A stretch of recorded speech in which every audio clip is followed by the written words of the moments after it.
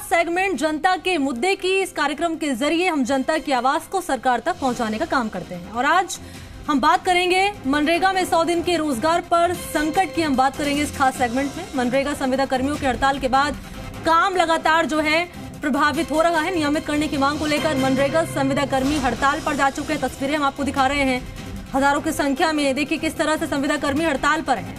दूसरी तरफ हड़ताल पर जाने वाले संविदा कर्मियों पर कार्रवाई हुई है। संविदा कर्मियों का मानदेय रोका गया है, साथ ही उनके अनुबंध को खत्म करने की जो तैयारी है वो भी की जा रही है। और आज हम इसी मुद्दे पर अलग अलग जिलों से इसकी पड़ताल करने वाले हैं। सहयोगी हमारे ग्राउंड पर मौजूद हैं जो कि तस्वीर आपको दिखाएंगे और क्या कुछ जानकारी है वो साझा करेंगे।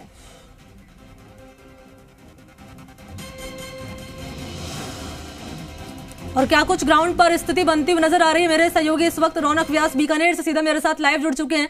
रौनक, आप ग्राउंड पर मौजूद हैं और पीछे मैं देख पा रही हूँ काफी संख्या में लोग आपके यहाँ पर हड़ताल पर बैठे हुए हैं। तस्वीर पहले दिखाई दर्शकों को कि क्या कुछ अभी तस्वीर बनती हुई नजर आ रही है। बातचीत भी कीजिए, क्या कह रहे हैं संविदा कर्मी। जी बिल्कुल मनी, देखिए पिछले 1 महीने से मनरेगा संविदा कर्मी जो है हड़ताल पर चल रहे हैं और 3 लाख के करीब जो कह सकते हैं कि संविदा कर्मी पूरी तरह से प्रभावित जो है इस हड़ताल के बाद। कहीं ना कहीं सरकार ने जिस तरह से मानदेय खत्म करने की बात कही और पंचायती राज विभाग ने जिस तरह से पूरी तरह से कवायद की है इन तमाम संविदा कर्मियों को हटाने को लेकर जो की है, उसको लेकर हड़ताल जो है लगातार जारी है। आप देखिए जो कर्मचारी है वो यहाँ पर धरने पर बैठे हैं, विरोध प्रदर्शन लगातार कर रहे हैं। पिछली 4 तारीख से यानी 1 महीने से ज्यादा का समय हो गया है लगातार विरोध प्रदर्शन यहाँ पे इनकी तरफ से किया जा रहा है। सबसे पहले बातचीत करता हूँ, समझने की कोशिश करता हूँ। सर, क्या मांगे आप लोगों की? लगातार कहा जा रहा है कि 3 लाख जो संविदा कर्मी वो लगभग जो है वो प्रभावित हो जाएगी इस पूरे प्रक्रिया के बाद। क्या लगता है आप किस तरह से विरोध प्रदर्शन कर रहे हैं? वर्ष 2008 से 1 अप्रैल 2008 से राजस्थान में महात्मा गांधी नरेगा योजना चालू की गई। तत्कालीन गवर्नमेंट के द्वारा इस योजना को चलाने के लिए ग्रास रूट लेवल से, मतलब ग्राम पंचायत से लेकर के जिला स्तर और मैं कह सकता हूँ सचिवालय लेवल पर भी संविदा कर्मियों को नियुक्त किया गया।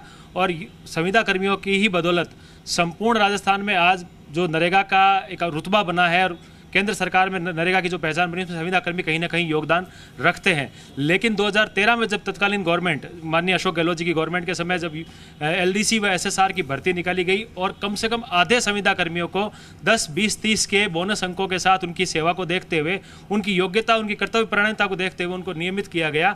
उसके बाद जो बचे हुए संविदा कर्मी थे उनको कहा गया आपको नियमित किया जाएगा। लेकिन 5 साल दूसरी गवर्नमेंट आ गई और संविदा कर्मी इंतजार करते रहे नियमितीकरण को लेकर के।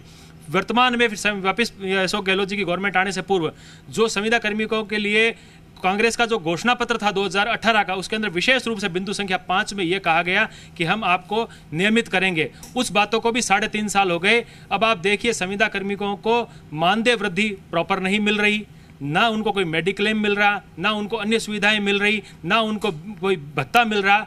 बड़ी अनुबंध समाप्त करने की जो बात कही गई है पंचायती राज विभाग की तरफ से, क्या लगता है इस तरह की अगर कोई कार्रवाई होती है तो कहां तक जाएंगे आप? ऐसा है कि जब भी अनुबंध समाप्ति की घोषणाएं हुई सरकार ने करी है, तब भी माननीय न्यायालय ने काफ़ी लोगों को इसके संबंध में रिलीफ दिया है। ये केवल सरकार का एक अपनी तरफ से हमारे को दबाने के प्रयास के लिए इस तरीके से ये ऑर्डर निकाले जा रहे हैं। इससे कोई डरने या हमारे घबराने की बात नहीं है। मूल बात ये है कि जो सरकार जिसने घोषणा पत्र में ये कहा था कि हम आपको नियमितीकरण करेंगे और आपकी सारी जो सेवाओं में जो भी कमियां हैं उनको क्या काम पूरी तरह से ठप हुआ है? क्या आप बताइए, मनरेगा का काम पूरी तरह से ठप हुआ है? क्या प्रभावित हुआ है पूरी तरह से अगर संविदा कर्मियों के साथ अगर इस तरह की बात है? देखो, ये जो टाइम है वो नरेगा का पीक पॉइंट टाइम है। इसमें राजस्थान देश में नंबर 1 रहता है रोजगार देने में। अभी वर्तमान में ये हालत है कि राजस्थान में कम से कम 5 से 10 लाख लेबर कम हुई है। लोगों को रोजगार मिलने में ये सरकार की वजह से लोगों को रोजगार नहीं मिल रहा है। अगर हमारी मांगे नहीं मानी गई तो उसमें और गिरावट आएगी।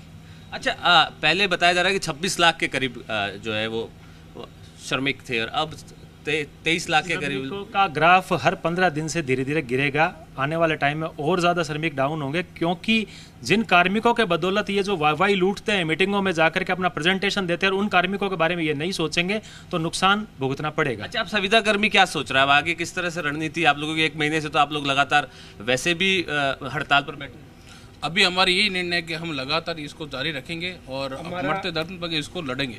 हमारा कल महापड़ाव था जयपुर में, हम सीएमओ के अधिकारियों से वार्ता करने भी गए। उन्होंने कह दिया कि हमारे हाथ में कुछ नहीं है, माननीय मुख्यमंत्री स्तर पर निर्णय होना है। हमारा यही है कि जब पिछली 2013 में इसी माननीय मुख्यमंत्री महोदय ने जब भर्ती के नियम बनाए थे और हमारे से फॉर्म भरवा के हमारे डॉक्यूमेंट वेरिफिकेशन कर लिए, तो अब 10 साल बाद भी उनको हमारे पंचायती राज विभाग में लोगों से आपकी मुलाकात हुई है, मंत्री से मुलाकात हुई है, क्या कुछ बातचीत हुई?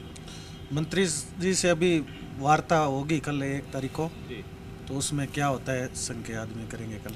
अच्छा, 1 महीने से जो लगातार आप लोग विरोध कर रहे हैं, तो क्या लगता है कि जिस तरह की परिस्थितियां हैं, जिस तरह के हालात है, उसमें कुछ लगता है कि हो पाएगी, आपकी बातें मानी जाएगी? बिल्कुल सर, सरकार पे पूरी तरह प्रेशर है। ये लेबर का टाइम है, लेबर को रोजगार नहीं मिल रहा है, हमारी मांगे बिल्कुल मानी जाएगी। अच्छा, लेबर भी विरोध कर रहा है? हाँ, लेबर भी विरोध कर रहा है। नहीं, गोपाल जी आप बताइए, लेबर भी लगातार विरोध कर रहा है, क्या मांग? पर लेबर भी चाह रहा है कि उनको भी एक नियमित रूप से ऐसा कार्मिक मिले जो उनको प्रॉपर्ली उनको गाइड करे, उनको प्रॉपर्ली समझाए। मैं आपको एक चीज़ क्लियर कर दूं कि इसमें 2 भर्तियों की बात चल रही है। एक तो है एलडीसी की भर्ती जो होते हैं कनिष्ठ लिपिक, दूसरी है सबऑर्डिनेट सर्विस ऑफ राजस्थान की भर्ती। इन दोनों भर्तियों में किसी तरह की कोर्ट की कोई भी रोक नहीं है, किसी तरह का कोई भी इस तरह से कुछ रोका हुआ नहीं है, फिर भी इसको उलझाया जा रहा है लगातार और सरकार तक प्रॉपर बात ही नहीं पहुंच पा रही है। आपके चैनल के माध्यम से मौका दे रहे हैं, हमारे लिए बहुत बड़ी बात है। तो कहीं ना कहीं मनी देखिए, मांगे पूरी तरह से साफ है। लगातार कह रहे हैं कि विभाग स्तर से बात करें, अधिकारी से बात करें, सरकार के उच्च मंत्रियों से बात करें, तमाम लोगों से लगातार बातचीत कर रहे हैं ताकि हड़ताल को खत्म कर सके। जो श्रमिक है, लगातार मैं बता रहा हूँ 3 लाख के करीब श्रमिक जो है प्रभावित हैं इस पूरी जो हड़ताल के बाद। कहीं ना कहीं संविदा कर्मी कह रहे हैं कि देखिए लगातार 26 लाख के करीब जो आंकड़ा था वो 23 लाख के करीब आके रुक गया और लगातार 15 दिन के बाद श्रमिक धीरे धीरे मनरेगा के काम को छोड़ता हुआ नजर आ रहा है। तो कहीं ना कहीं ये चिंता वाली बात तो है ही। सर आप बताइए, देखिए हम लोग चर्चा कर रहे हैं, अब जिस तरह की स्थिति बनी है, आप लोग क्या, जिस तरह से महापड़ाव की बात आप लोगों ने की, विरोध आप कर रहे हैं? हमारा तो यही लगातार सरकार से यही कि जब आप ये मान रहे थे 2013 में मान रहे थे कि हमें नियमित किया जाना चाहिए, हमारे में से कुछ साथियों को जब आपने नियमित कर दिया, तब रौनक में लौटूंगी आपके पास। जैसे कि आप जानकारी दे रहे थे कि इस हड़ताल के कारण 3 लाख श्रमिकों को रोजगार नहीं मिल पाया है और इसी हड़ताल के कारण श्रमिकों की संख्या घटकर 26,57,000 से 23,60,000 के आसपास रौनक रह चुकी है। आगे इनकी क्या कुछ रणनीति रहने वाली है, क्या रुख रहने वाला, सरकार की क्या तैयारी इस पूरे मसले को लेकर, वो मैं आपसे जानूंगी। लौटूंगी आपके पास। इस बीच आशीष मेरे साथ जुड़ चुके हैं, सहयोगी जयपुर से। आशीष, मैं आपके पास आ रही हूँ। बीकानेर का हमने हाल जान लिया, क्या कह रहे हैं संविदा कर्मी और आगे की इनकी क्या कुछ प्लानिंग रहने वाली है और किन किन बातों को लेकर नाराजगी है, ये भी इन्होंने जाहिर की। आपसे समझना चाहूंगी, बातचीत आप करिए कि जयपुर के संविदा कर्मियों को क्या कुछ कहना है, क्योंकि 1 महीने से ज्यादा का समय हो चुका है, हड़ताल पर ये लोग हैं। क्या पूरी रणनीति आगे रहने वाली है, क्या रुख रहने वाला है और कौन कौन सी दिक्कतें पेश आ रही हैं? देखिए, इस वक्त संविदा कर्मियों से बड़ी खबर ये आ रही है कि ये तमाम संविदा कर्मी इस्तीफे की पेशकश कर सकते हैं। हमारे साथ तमाम संविदा कर्मी मौजूद हैं, इनसे ही जानते हैं कि आखिरकार किस तरह की ये पेशकश कर रहे हैं इस्तीफे की। आप बताइए नरेंद्र जी कि अनुबंध समाप्त करने की पहले से ही डिपार्टमेंट प्लानिंग कर रहा है, लेकिन उससे पहले आप इस्तीफे की पेशकश कर रहे हैं, क्या कर रहे हैं? आज शाम को 4 बजे हमारी प्रदेश कार्यकारिणी की सभी कैडर्स के प्रदेश अध्यक्षों के साथ मीटिंग है। उसके बाद में हम हमारे लगभग पूरे राजस्थान के समस्त संविदा कर्मचारियों के इस्तीफे तैयार हैं और ये इस्तीफे आज शाम की मीटिंग के बाद में हम निश्चित रूप से इस्तीफा देना तय करेंगे। सरकार के द्वारा लगातार अनुबंध समाप्त करने के लिए लेटर दिए जा रहे, परंतु हम तो पहले से ही तय कर रखे हैं कि हम इस्तीफा 31 मई को देंगे। राजस्थान में 10,000 संविदा कर्मी हैं मनरेगा से जुड़े हुए, तो तमाम संविदा कर्मी इस्तीफा देंगे? हाँ, सभी जो नरेगा के योजना अंतर्गत समस्त संविदा कार्मिक है वो समस्त इस्तीफे सौंपेंगे। जी देखिए, बड़ी खबर है, तमाम संविदा कर्मी इस्तीफा देंगे। जिस तरीके से पंचायती राज विभाग और तमाम जो नरेगा कर्मी हैं वो लगातार आमने सामने दिखाई दे रहे हैं, लेकिन पहले मनरेगा कार्मिकों ने इस्तीफे की पेशकश कर दी है कि आखिरकार इससे क्या प्रभावित हो रहा है, कितना काम प्रभावित हो रहा है, आपसे जानना चाहेंगे। आपका संघर्ष कितना लंबा है? हमारा संघर्ष काफ़ी दिनों से चल रहा है। इसमें लगभग 3 लाख लोगों को रोज़गार में अभी दिक्कत हुई है जो नरेगा में लेबर लगती थी, और इसके अलावा भी काफ़ी इफेक्ट पड़ा है। आपसे ये जानना चाहेंगे कि कितना संघर्ष आपने लोगों ने करा है, नियमित करने की मांग आपकी लगातार चल रही है, क्या सरकार नहीं सुन रही, पंचायती राज विभाग नहीं सुन रहे, मंत्री नहीं सुन रहे? हम पिछले 23-24 दिनों से लगातार हड़ताल पर चल रहे हैं और हमारे पूरे ही नरेगा में जितने भी संविदा कर्मी हैं सभी हड़ताल पर है, लेकिन अभी तक सरकार हमारी कुछ भी मांगे नहीं मान रही है और अभी तक उनकी तरफ से कोई सकारात्मक विचार नहीं आ रहे हैं। अधिकारियों से आपकी बात हुई, मंत्री से आपकी बात हुई, क्या आश्वासन मिला? मंत्री और अधिकारी आश्वासन ये देते हैं कर देंगे, लेकिन वो करते नहीं है। और 2008 से हम पीड़ित हैं और अल्प मानदेय में हम काम कर रहे हैं और संविदा कर्मी के साथ इतना शोषण हो रहा है, फिर भी वो काम कर रहा है क्योंकि उसकी आस होती है कि मैं गवर्नमेंट जॉब में परमानेंट हो जाऊंगा, लेकिन गवर्नमेंट हमें नियमित नहीं करती। हमारी एक ही मांग है, हम इस सभी कैडर वालों को नियमित किया जाए क्योंकि हम बहुत परेशान हैं। 14 वर्ष का वनवास काट चुके।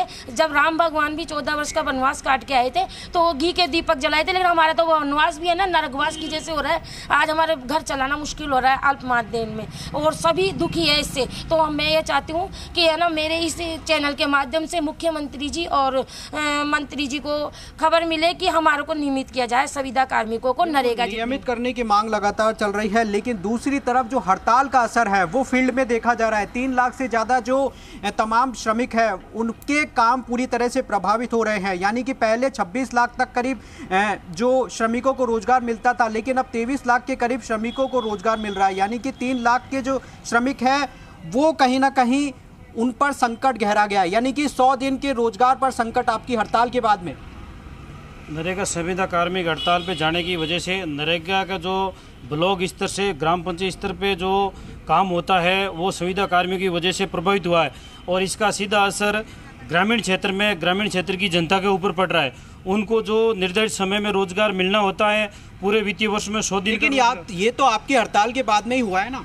हाँ, हमारी हड़ताल होने की वजह से जिन लोगों को पूरे वित्तीय वर्ष में 100 दिन का मिलना होता है, नहीं आपकी हड़ताल के बाद में रोजगार नहीं मिल पा रहा, तो ये तो अच्छी बात नहीं है ना?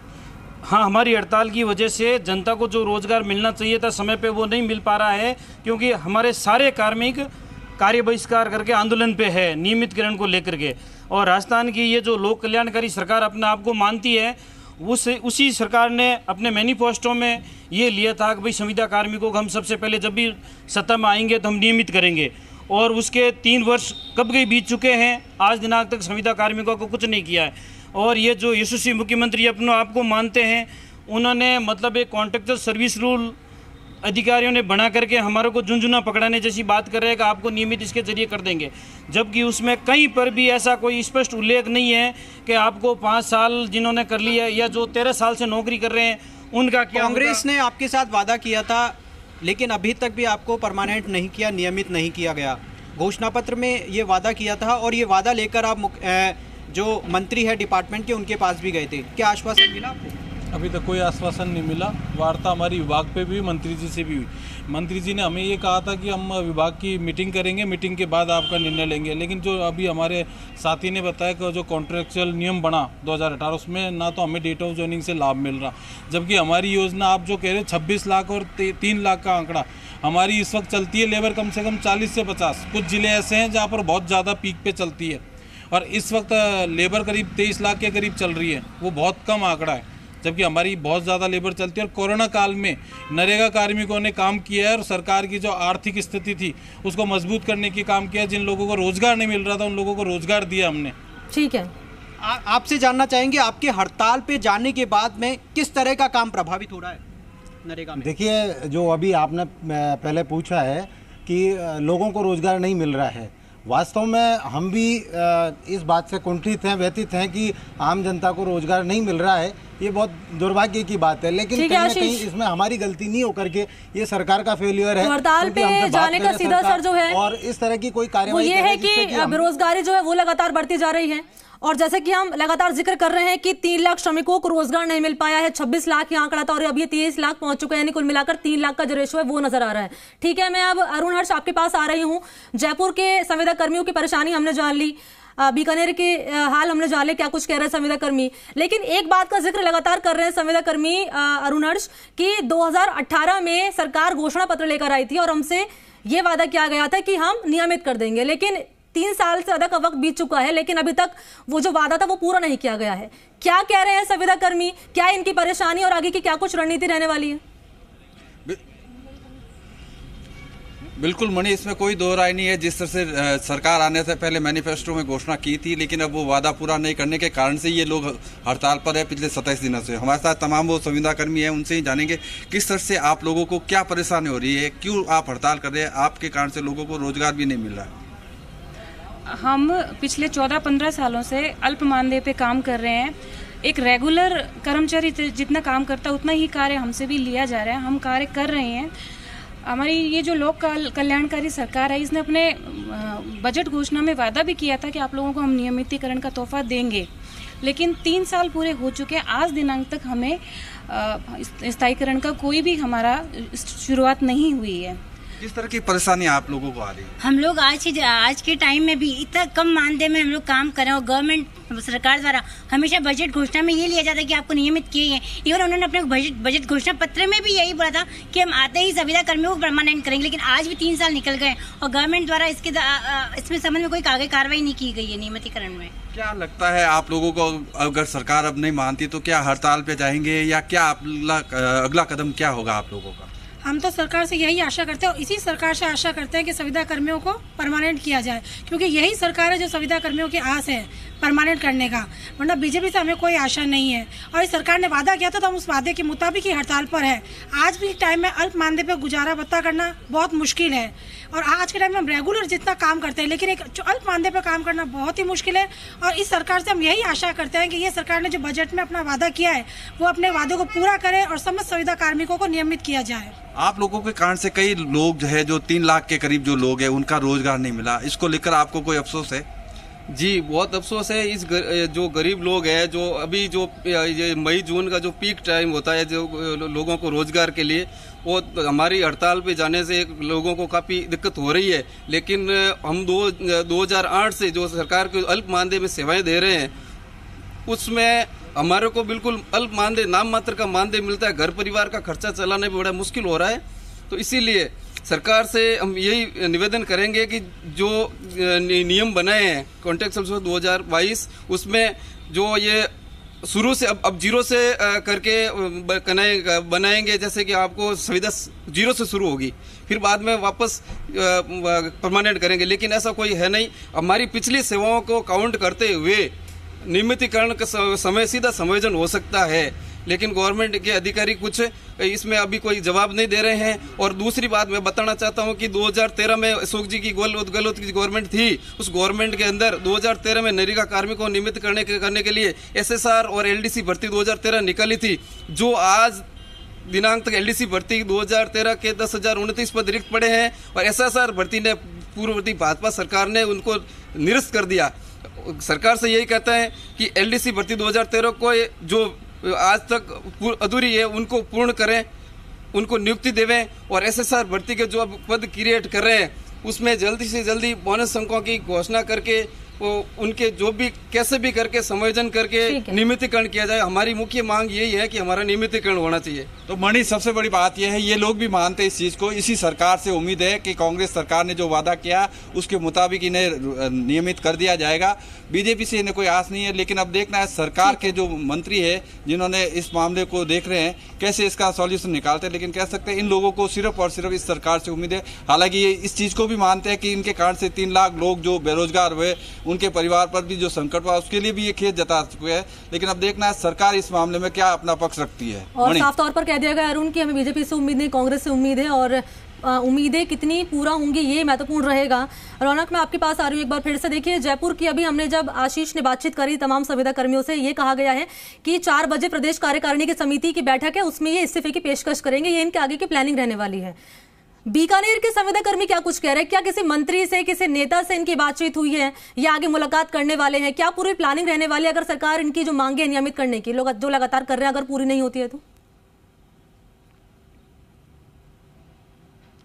जी बिल्कुल बनी, देखिए 1 महीने से लगातार हड़ताल पर है, लगातार अपना विरोध प्रदर्शन कर रहे हैं। साफ तौर पर कह रहे हैं, देखिए 3 बड़े मंत्री जो है बीकानेर से आते हैं। अगर बात करूं शिक्षा मंत्री BD कल्ला की, उनकी अध्यक्षता में कमेटी बनी हुई है जिन्होंने आते ही इस पूरे मसले पर बातचीत की थी। मैं जानने की कोशिश करता हूं कल्ला कमेटी क्या है। आप लोग लगातार कह रहे हैं कल्ला कमेटी है, BD कल्ला खुद अध्यक्षता करते हैं, आपके शहर से विधायक हैं, मंत्री हैं। क्या आपकी मुलाकात हुई, बातचीत हुई? BD कल्ला साहब 2018 में जो हमारा 49 दिन की हड़ताल चली थी उसमें खुद पधारे थे और उन्होंने हमें विश्वास दिलाया था कि जब हम सत्ता में आएंगे हम आपके लिए पक्ष में बात रखेंगे और ईश्वर के आशीर्वाद से वो सत्ता में आए और उनको कल्ला कमेटी के रूप में चेयरमैन के रूप में बीडी कल्ला साहब मिले और उनसे हमारी जितनी बार मुलाकातें हुई सकारात्मक वार्ताएं हुई और हमारा वो लगातार पक्ष रख रहे हैं। लेकिन कुछ मिसकम्युनिकेशन के अभाव में हमारी बात पूर्ण रूप से मुख्यमंत्री जी के पास नहीं पहुंच पा रही है। हम यही उम्मीद करते हैं कि हमारे बीकानेर के जो मंत्री हैं, माननीय भंवर सिंह जी है, गोविंद राम जी मेघवाल साहब हैं और कुछ हमारे बोर्ड के चेयरमैन भी हमारे बीकानेर से हैं, महेंद्र जी गहलोत है, लक्ष्मण जी कड़वासरा हैं, मदन जी मेघवाल है, सभी मिलकर के इस मुद्दे को उठाए क्योंकि कल्ला साहब की कमेटी से हमारे बीकानेर के प्रत्येक जाए जलमे को उम्मीद है। अच्छा नहीं, देखिए कमेटी की बात आपने की है, आपने कहा कि संविदा कर्मी जिस तरह से अभी इस्तीफे की बात भी आ रही है कि तमाम संविदा कर्मी इस्तीफा देंगे, लेकिन कुछ और भी मुद्दे हैं। जिस तरह की आपने बात कही कि श्रमिकों को तो इंश्योरेंस दी जाती है लेकिन संविदा कर्मियों को नहीं, कहीं और भी मुद्दे। रौनक जी, जैसा कि आपको बता दूं कि श्रमिक की डेथ अगर साइट पे हो जाती है उसको 25,000 रुपए का तुरंत मुआवजा दिया जाता है, लेकिन बड़ी विडंबना की बात है कि अगर हमारी संविदा कर्मी के साथ इस तरह कोई दुर्घटना हो जाती है तो इस तरह का कोई प्रावधान हमारे यहाँ पे नहीं है, जो बड़ा सोचने का विषय है। साथ में ही पीएफ है, जीपीएफ है, अलग अलग तरह के जो भी लाभ हमें मिलने चाहिए वो भी लाभ नहीं मिल रहे हैं। एनपीएस की कटौती भी नहीं हो रही है और जो सर्विस रूल्स आए हैं हमारे 2022 के अभी जो 11 जनवरी को लागू किए गए थे, उन सर्विस रूल्स के अंदर भी काफ़ी विसंगतियां हैं जिसमें बैठ करके चर्चा करने की और चिंतन करने की आवश्यकता है। इसके लिए सरकार को और उनके जो हमारे अधिकारीगण हैं उनको बैठ करके एक बार कमेटी से हमारी जो टीम है प्रदेश स्तर की, उसके साथ बैठ के वार्ता करनी चाहिए। हाल ही मुलाकात बातचीत हुई है बीडी कल्ला से? बीडी कल्ला साहब से अभी 5 दिन पहले ही बीकानेर का प्रतिनिधिमंडल मिला था सुनील जी के और मुकेश जी के नेतृत्व में। कल्ला साहब ने पॉजिटिवली हमें कहा था कि हम आपकी बात सरकार तक पहुंचाएंगे। तो कहीं ना कहीं देखिए, चूंकि देखिए जानकारी दे दूं, 3 बड़े मंत्री यहाँ से आते हैं। शिक्षा मंत्री बीडी कल्ला की हम बात कर रहे हैं लगातार, ऊर्जा मंत्री भंवर सिंह भाटी है, आपदा मंत्री गोविंद राम मेघवाल, 3 बड़े मंत्री यहाँ से आते हैं और लगातार ये कह रहे हैं कि देखिए कल्ला कमेटी बनी हुई थी, उनसे लगातार बातचीत हुई है। बीडी कल्ला से हाल ही 5 दिन पहले मुलाकात हुई, तो एक सकारात्मक इंतजार इन तमाम संविदा कर्मियों को है। जी मनी, इंतजार है और ये इंतजार कितना लंबा खिंचेगा रौनक, ये महत्वपूर्ण रहेगा देखने, क्योंकि 1 महीने से ज्यादा का समय करीब हो चुका है। ठीक है आशीष, मैं आपके पास आ रही हूँ।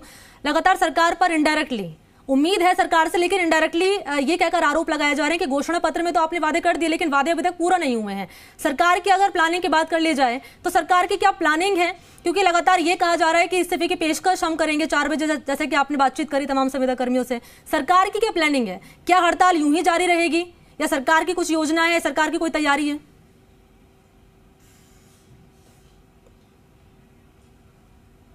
तमाम जो प्रतिनिधि मंडल है इनका वो सचिवालय में पहुंचा है और अधिकारियों से मिलने पहुंचा है। कल भी जो सीएमओ के जो संयुक्त सचिव है उनसे वार्ता हुई थी, लेकिन उनसे वार्ता के बाद में कोई भी नतीजा नहीं निकला था, यानी कि वार्ता पूरी तरह से बेनतीजा रही थी। और आज एक बार फिर से तमाम अधिकारियों से वार्ता होगी और उसके बाद में देखना होगा कि आखिरकार क्या निष्कर्ष निकलकर सामने आता है, क्योंकि मंत्री से मिल चुके, तमाम अधिकारियों से मिल चुके, अब तक कोई निष्कर्ष नहीं निकला है। ऐसे में जो हड़ताल है वो लगातार आगे बढ़ती जा रही है और उस हड़ताल का असर भी फील्ड में देखा जा रहा है और तमाम जो श्रमिक हैं उनको रोजगार नहीं मिल पा रहा है। और कितना असर देखा जा रहा है और कब तक ये हड़ताल चलेगी? कब तक ये हड़ताल आशीष जारी रहेगी? बिल्कुल, हमने जानने की कोशिश करी क्या कुछ प्लानिंग है, आने वाले वक्त में क्या कुछ तस्वीर बनती हुई नजर आती, क्या सरकार इनकी मांगों को पूरा करेगी और ये हड़ताल कब तक जारी रहेगी?